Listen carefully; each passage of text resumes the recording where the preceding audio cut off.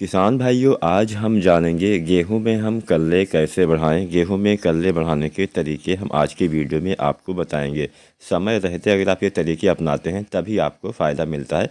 कई बार हम क्या करते हैं कि जब कल्ले निकलने वाला समय चालू होता है तब हम ये सर्च करते हैं यूट्यूब पे या फिर नेट पे कि हम कल्ले कैसे बढ़ाएं, जबकि वो तो समय निकल चुका हुआ होता है। किसान साथियों, कल्ले बढ़ाने के लिए आपको शुरुआत से ही ध्यान देना पड़ेगा। कल्ले बढ़ाने का मतलब यही है कि हम पैदावार कैसे बढ़ाएं। जितने ज़्यादा कल्ले उतने ज़्यादा बालियाँ, जितनी ज़्यादा बालियाँ उतने ज़्यादा दाने, जितने ज़्यादा दाने उतना अच्छी पैदावार हमें देखने को मिलती है। तो सबसे पहले हमें इस्तेमाल करना चाहिए कोई भी ग्रोथ प्रमोटर। अब बाज़ार में ग्रोथ प्रमोटर बहुत तरह से आपको देखने को मिल जाएंगे। दो तरह से आती हैं, एक आता है दानेदार रूप में, एक आता है लिक्विड यानी तरल रूप में। जो दानेदार वाला आता है उसका हम मिट्टी में इस्तेमाल करते हैं। जो लिक्विड रूप में आता है, जो तरल रूप में आता है, उसको हम पत्तियों के ऊपर छिड़काव करते हैं। किसान साथियों, पत्तियों के ऊपर जो चीज़ें हम छिड़काव करते हैं उसका असर जल्दी होता है लेकिन कम समय के लिए रहता है। जो हम चीज़ मिट्टी में डालते हैं उसका असर धीरे धीरे होता है लेकिन लंबे समय के लिए रहता है। तो मेरे हिसाब से शायद जो दानेदार वाला है वो बेहतर काम करेगा, लंबे समय तक काम करेगा। तो बात आती है कि लंबे समय तक काम तो करेगा लेकिन कब हमें इस्तेमाल करना चाहिए, तब हमें उसका ज़्यादा लाभ मिले। किसान साथियों, यहाँ पे अगर हम एक उदाहरण के लिए सागरिका की ही बात कर लें तो इफ़को की सागरिका आती है दानेदार रूप में, एक आती है लिक्विड रूप में। दानेदार वाली भी दो तरह से आती है, एक आती है सागरिका जेड प्लस प्लस, एक आती है Sagarika gold. Z plus plus थोड़ा सस्ती पड़ती है और गोल्ड थोड़ा महंगी पड़ती है। गोल्ड में ह्यूमिक एसिड और फ्लोविक एसिड भी पाया जाता है, जबकि जो सागरिका जेड प्लस प्लस है इसमें बहुत सारे माइक्रो न्यूट्रिएंट्स पाए जाते हैं। अब यहाँ पे बात ये आती है कि अगर हम दानेदार वाला देना भी चाहते हैं तो हमें देना कब चाहिए। किसान साथियों, जितने भी दानेदार वाले आते हैं, चाहे सागरिका हो गया, चाहे बायोवीटा हो गया, चाहे बहुत सारी कंपनियां अब तो बनाने लगी हैं, लेकिन जब भी आप इसकी ख़रीदारी करिए तो किसी भरोसेमंद अच्छी कंपनी का ही आप लीजिए, क्योंकि इन सब चीज़ों में मिलावट की संभावना ज़्यादा रहती है। अब सागरिका की बात की जाए तो कैसे बनता है सागरिका। जो समुद्र तटीय क्षेत्र होते हैं वहाँ पे, समुद्री इलाके में जो किनारे वाले क्षेत्र होते हैं वहाँ पे जो एक शैवाल होता है, लाल और भूरे रंग का शैवाल, उसी से इसको बनाया जाता है, मतलब उसके रस से इसको बनाया जाता है। तो पूरी तरह से ये ऑर्गेनिक होता है और जो समुद्र तटीय क्षेत्र होते हैं वहाँ के जो निवासी होते हैं उनके लिए ये एक जीविका का साधन भी होता है, मतलब उनके रोजगार का साधन भी होता है। तो अगर आप सागरिका या फिर कोई भी दूसरा जो दानेदार रूप में आता है या पाउडर फॉर्म में भी बहुत सारे आते हैं, इसका इस्तेमाल करना चाहते हैं, अगर हम गेहूं की फसल की बात करें तो आपको इसका इस्तेमाल कब करना है, गेहूं की बुआई करते समय। क्योंकि मैंने बताया लंबे समय तक असर होता है लेकिन थोड़ा सा धीरे धीरे होता है, और सर्दियों में खादों का असर भी वैसे गर्मी की तुलना में और धीरे से होता है। तो यहाँ पे बस यही ध्यान रखना है कि अगर आप बुआई के समय डालते हैं तो इसका ज़्यादा लाभ मिलता है, जितना देर से डालेंगे लाभ कम मिलेगा। मान लीजिए बाई चांस आपने बुआई कर दी है और आपकी बुआई के अभी 7 दिन या 10 दिन हुए हैं, तो अधिकतम मेरे हिसाब से, वैसे तो आप कभी भी डाल सकते हैं अलग की बात है, लेकिन मेरे हिसाब से अगर आप सागरिका दानेदार का इस्तेमाल या फिर कोई भी दानेदार रूप में या पाउडर फॉर्म में कोई भी आता है ग्रोथ प्रमोटर, उसका इस्तेमाल गेहूं में करना चाहते हैं तो या तो बुआई के समय कर दीजिए जब आप डीएपी, एनपीके या एसएसपी डालते हैं उसी के साथ में, या बुआई से पहले अंतिम जुताई के आसपास कर दीजिए, या फिर अधिकतम 10 दिन तक आप डाल सकते हैं। 10 दिन बाद मत डालिएगा। 10 दिन बाद, अगर आपका खेत अभी 10 दिन के बाद का हो गया है, आपने गेहूं की बुआई कर दी है, तो आप ऐसी कंडीशन में जो लिक्विड वाला आता है उसका इस्तेमाल करेंगे तो बेहतर लाभ मिलेगा। तो अब बात करते हैं कितना हमें, अगर आप सागरिका डालते हैं तो डालना चाहिए। तो सागरिका बोला गया है 10 किलो। आप कंपनी की ऑफिशियल साइट पे भी जाएंगे तो वहाँ पे आपको देखने को मिलेगा कि 10 किलो सागरिका दानेदार का इस्तेमाल करना चाहिए। ifcobazaar.com शायद यही वेबसाइट है, वहाँ पे आप जाएंगे या फिर आप सर्च करिए सागरिका इफ़को की, तो वहाँ पे उनकी साइटें आ जाती है। वहाँ पे हिंदी अंग्रेजी दोनों में आपको देखने को मिलेगा कि 10 केजी प्रति एकड़ के हिसाब से आपको गेहूं में इस्तेमाल करना चाहिए। मतलब जो कम दिन वाली फसलें होती हैं उसमें आपको केवल एक बार ही डालना होता है। जो लंबी अवधि वाली जैसे गन्ना हो गया तो उसमें आप 2 बार भी डाल सकते हैं। तो अगर गेहूं धान में हो गया तो एक बार ही आपको डालना है, बुआई के समय ही डालना चाहिए, तब आपको ज़्यादा लाभ देखने को मिलेगा। 10 किलो मात्रा आपको डालनी है। अब यहाँ पे दानेदार वाली तो हो गई, जैसा कि मैंने आपको बताया कि 10 दिन के बाद की जो फसलें हो गई हैं उसमें दानेदार वाला नहीं डालना है, उसमें आपको लिक्विड वाला इस्तेमाल करना है। लिक्विड वाला मैंने पहले बताया था कि जो लिक्विड वाला आता है, जो तरल रूप में आता है, उसका असर जल्दी होता है लेकिन कम अवधि के लिए, कम समय के लिए होता है। इसलिए लिक्विड वाला आपको 2 बार डालना पड़ेगा। अगर आपका बजट है तो 2 बार डालिएगा।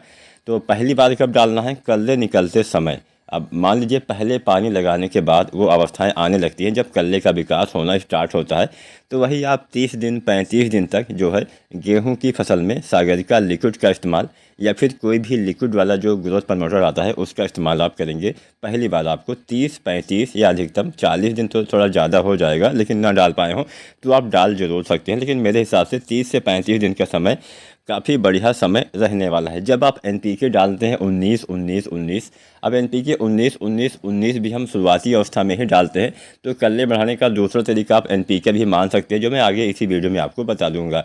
तो पहले हम सागरिका या फिर जो लिक्विड वाले ग्रोथ प्रमोटर आते हैं उसकी ही बात करते हैं। तो पहली बार आपने डाला 30-35 दिन पे, और दोबारा से कब डालना है? जब आपके गेहूं की फसल में बालियां तने के अंदर बनना चालू होती हैं, उस समय भी आप डाल सकते हैं, तो भी फ़ायदा करता है बालियों के। ऐसा नहीं कि केवल सागरिका से आपके कल्ले का विकास होता है, सागरिका संपूर्ण विकास में मदद करता है और बालियों के निर्माण में भी हेल्प करेगा। अगर आपका बजट है तो आप डालिए, नहीं है तो बस एक बार भी आप डाल के काम चला सकते हैं, तब भी ये कल्ले के विकास में काम करेगा। तो पहली चीज़ तो हो गई सागरिका। दूसरी चीज़ बात करते हैं एनपीके, जो मैंने बात किया था 19-19-19। अब यहाँ पे एनपीके तो बहुत तरह से आते हैं, हम सभी तरह के एनपीके आपको बताएंगे कौन सा एनपीके आपके कल्ले बढ़ाने में कितना मदद कर सकता है। तो चलिए सबसे पहले 19-19-19 के बारे में ही चर्चा करते हैं। 19% नाइट्रोजन, 19% फास्फोरस और 19% पोटेशियम यानी पोटास पाया जाता है। यानी इसमें जो हमारे मुख्य तत्व नाइट्रोजन, फास्फोरस और पोटास होता है, ये बराबर मात्रा में 19% की मात्रा में पाया जाता है। अब इसका इस्तेमाल हमारे सब्जी वाले किसान साथी भी करते हैं, लगभग सभी फसलों में इसका इस्तेमाल किया जा सकता है, और ख़ासकर शुरुआती अवस्था में हम अपने गेहूँ में या धान में या फिर किसी भी फसल में इस्तेमाल करते हैं। सब्जियों में हम बाद में भी इस्तेमाल कर लेते हैं, लेकिन गेहूं धान वगैरह हो गई तो शुरुआत में अच्छे से काम करता है। अब ये काम क्या करता है? वैसे तो हमने शुरुआत में डाई डाला, हमने यूरिया डाला, हमने पोटाश डाला, तो इससे पूर्ति हो जाती है, लेकिन कई बार कुछ दिक्कतें आ जाती है जिससे पौधे इन खाद्य पदार्थों को अच्छे से ग्रहण नहीं कर पाते हैं। वजह कोई भी हो सकती है, तो ये एक बूस्टिंग का काम करेगा। मतलब जैसे आपने कोरोना काल में बूस्टिंग डोज जो होता है, बूस्टर डोज आपने सुना होगा, उसी तरह से ये काम करता है। आपके पौधे के रुकी हुई बढ़वार को बढ़ाने में ये जो तत्व होता है, ये जो एनपीके 19-19-19 होता है, ये काफ़ी मदद करता है। नाइट्रोजन से वानस्पतिक विकास होता है, फास्फोरस से जड़ों का विकास होता है, और पोटास से आपके पौधे में रोग प्रतिरोधी क्षमता में विकास होता है, जिससे फसलों में जल्दी बीमारियों का अटैक नहीं होता है। पोटास से तने मजबूत होते हैं, पोटास से पौधे में भोजन ग्रहण करने की क्षमता भी बढ़ती है। तो बहुत सारे काम यहाँ पे पोटास के भी होते हैं। तो एनपीके आपको कब डालना है? जब मैंने आपको बताया कि आप सागरिका या फिर कोई भी लिक्विड वाला ग्रोथ प्रमोटर 30 से 35 दिन पे इस्तेमाल करते हैं, तो अगर आपका थोड़ा सा बजट है तो आप उसी के साथ में एनपीके 19-19-19 भी मिला के डाल दीजिए। बहुत बेहतर काम करेगा, कल्ले का फुटाव और अधिक होगा, तेज़ी से होगा। इसके साथ साथ जिन किसान साथियों की गेहूं की फसल बहुत ज़्यादा कमज़ोर है, ऐसे किसान साथी एनपीके 12-61-0 का इस्तेमाल कर सकते हैं, या 17-44-0। जिनकी जड़ों का विकास नहीं हुआ है उनको 17-44-0 या फिर 12-61-0 का इस्तेमाल करना चाहिए, जिसमें फास्फोरस की मात्रा ज़्यादा होती है, तो जड़ों का विकास तेज़ी से होगा। वैसे 19-19-19 सामान्य फसल के लिए बढ़िया काम करेगा। अब एक तरीका तो हमने बता दिया, सागरिका का इस्तेमाल करिए, एनपीके डालिए, लेकिन पहला पानी जो होता है वो काफ़ी रोल अदा करता है आपके अच्छे फसल के विकास के लिए। बहुत सारे किसान साथी जब गेहूं में पहली सिंचाई करते हैं तो सोचते हैं कि हम इतना पानी भर दें कि दूसरा पानी हमें थोड़ा देर से लगाना पड़े। यहीं पे हम गलती कर बैठते हैं। पहला पानी कभी भी ज़्यादा नहीं लगाना होता है। अगर आपने पहला पानी लगाया, वैसे सर्दियों का मौसम चल रहा है, वाष्पीकरण बहुत कम होता है, पानी जल्दी नहीं सूखता है, और आपके पौधे भी काफ़ी छोटे होते हैं, ज़्यादा पानी की आवश्यकता उन पौधों को होती नहीं है, और आपने पहला पानी एकदम भरपूर भर के लगा दिया, पानी बहुत देर तक भरा हुआ है, और आपका खेत लेवल भी नहीं है, कहीं पे पानी रुकता है, कहीं पे पानी भरा रहता है, कहीं पे पानी ही नहीं रहता है, तो उन खेतों के लिए तो बहुत ज़्यादा नुकसान पहुंचाने वाला है। जहां पे पानी एक किनारे पे रुक जाता है तो वहां की फसल आपकी पीली हो जाएगी। ये जो पीलापन है जल्दी हटने वाला नहीं है, वहाँ पे सीधा सीधा पौधे का विकास रुक जाता है और उत्पादन में कमी आती है। तो पहला पानी बहुत हल्का ही आपको लगाना होता है, क्योंकि पौधे छोटे होते हैं और उतनी ज़्यादा आवश्यकता आपके पौधे को नहीं होती है। इतना तेज़ धूप भी नहीं निकलती है कि पानी जल्दी सूख जाएगा। तो पहला पानी 21 से 25 दिन पे हल्की मिट्टी में और 25 से 30 दिन पे भारी मिट्टी में लगाइए, लेकिन हल्का लगाइए, चाहे जिस भी मिट्टी में लगाइए, भरिएगा मत, हल्का पानी लगाने से फ़ायदा होगा। सागर का लिक्विड डालिए, सागर का दानादार डालिए, NPK डालिए। आप जिंक का इस्तेमाल करिए पहले पानी पे। जब आप यूरिया डालते हैं लगभग 40 से 45 किलो तो 33% वाले जिंक डालिए।